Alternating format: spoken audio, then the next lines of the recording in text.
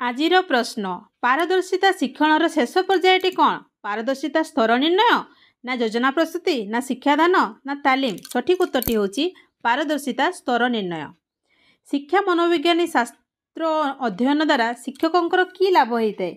विषयगत ज्ञान अभिवृद्धि घटे ना सामाजिक प्रतिष्ठा लाभ करती ना विचार और चिंतन शक्तिर विकास घटे ना शिक्षार्थी को बुझा शक्तिर विकास घटे? सठिक उत्तरटी होची शिक्षार्थी को बुझा शक्तिर विकास घटे।